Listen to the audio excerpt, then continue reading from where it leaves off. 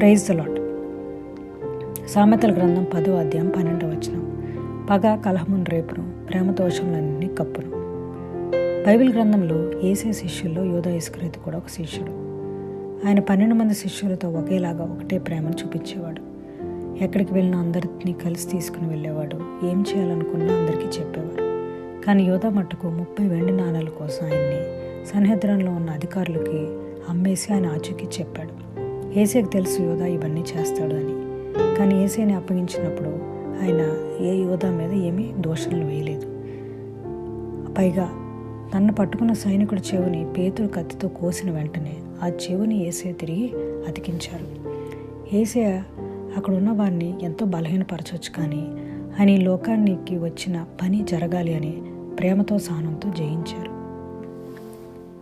Scotland దేశంలో Mary స్లెసర్ అనే ఒక చిన్న పాప ఉండేది.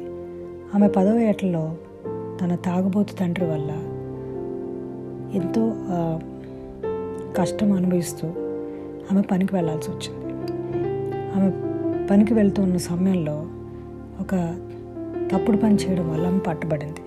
అయితే ఒక పెద్ద ఆమె వచ్చి యేసే ప్రేమ గురించి చెప్పి ఆయన నమ్ముకున్న వారిని నమ్ముకుంటే ఆయన మంచి ఉన్నతమైన స్థితిని ఇస్తాడు అని, తప్పుడు పనులు చేస్తే నరకానికి పంపిస్తాడని చెప్పినప్పుడు ఆ మాటలు ఆమె హత్తుకుని ప్రార్థనకి చర్చ్కి వెళ్ళడం మొదలుపెట్టింది.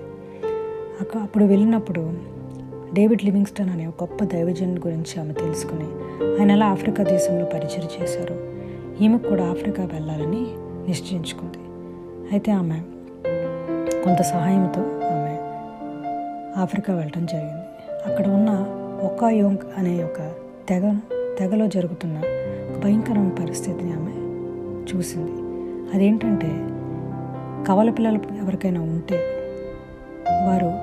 వారికి దెయ్యం ఆత్మ కలిగి ఉన్నారని చెప్పి ఆ కవల పిల్లలు పుట్టిన వెంటనే వాళ్ళు హత్య చేసేవాళ్ళు, వాళ్ళని చంపేసేవాళ్ళు. అది ఆమె చూసి ఆమెకి ఎంతో బాధ కలిగి ఆ తెగకు వెళ్ళి ఆమె యేసే గురించి చెప్పడం మొదలుపెట్టింది. నెమ్మదిగా కొంతమంది ఆ పిల్లల్ని చంపకుండా వదిలేస్తే అనాథలుగా ఉన్న పిల్లల్ని తీసుకొచ్చి ఆమె ఎంతో ప్రేమతో దయ కలిగి వాళ్ళని పెంచుకునేది. వాళ్ళకి దేవుని ప్రేమ అంటే ఏంటో నేర్పించేది.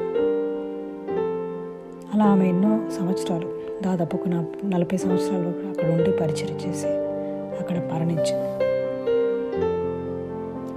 యేసే మన పైన చూపించిన ప్రేమను మనం వేరే వాళ్ళకి పంచాలి. అప్పుడు ఆయన ప్రేమకు వాళ్ళని మనం పాత్రలను చేసిన వాళ్ళం అవుతాం. అది మన ద్వారానే. ఆమెన్.